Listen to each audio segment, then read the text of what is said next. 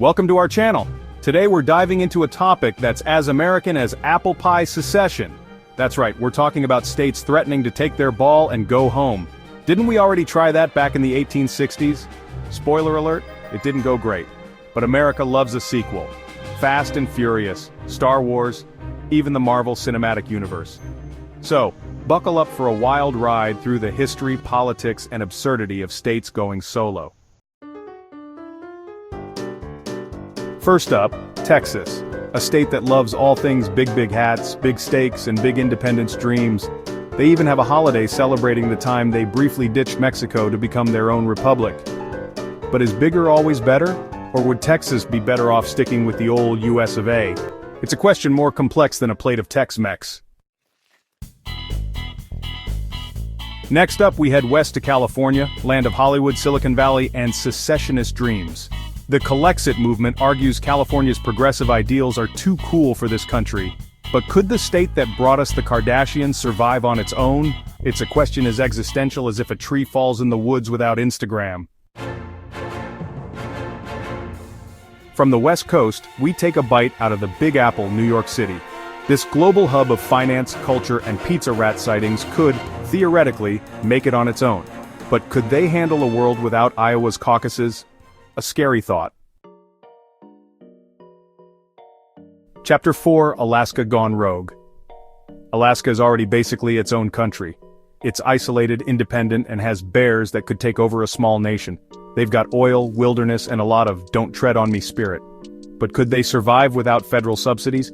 And would they give up Sarah Palin's reality show career? Chapter 5, Hawaii, Aloha. Speaking of places that are basically their own country, let's head to Hawaii. This island paradise is far from the continental US, both geographically and culturally. But could a state that relies so heavily on tourism afford to tell the mainland to hang loose for good? It's a tough call. Chapter 6, Vermont. Feeling the burn. Ah, Vermont. Land of maple syrup, Bernie Sanders, and a whole lot of flannel. Known for its progressive politics, love of local, and disdain for chain restaurants, strong community, deep respect for the environment, and enough craft breweries for any hipster. But could they handle being an independent nation? It's as perplexing as explaining heady craft beer to a Bud Light fan. Hold on to your hats, folks, we're heading to Florida, a state that's always been a wild card. Between the alligators, retirees, and the sense that anything goes, Florida is America's eccentric, unhinged, but lovable grandpa. Could they handle being their own nation? It's a question as unpredictable as Florida Man Bingo. Let's be honest, South Carolina is no stranger to secession.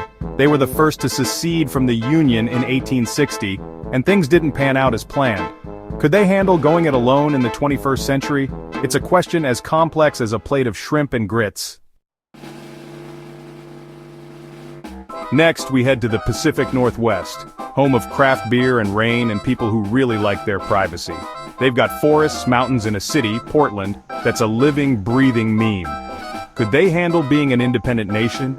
It's as mysterious as the origins of the giant floating Keep Portland Weird donut. Finally, we head to New Mexico, a state as unique and diverse as its landscape. From deserts to mountains, New Mexico is a land of contrasts, and its people are no different. But could they handle the challenges of going it alone? It's a question as spicy as a bowl of New Mexican chile. So there you have it, 10 states that might maybe consider the idea of seceding from the United States. Are any of them actually going to do it? Probably not. Thanks for watching. Do you think any of these states could break away? Let us know in the comments below, and don't forget to like, subscribe, and share. Stay tuned for more videos at Travel and Wellness.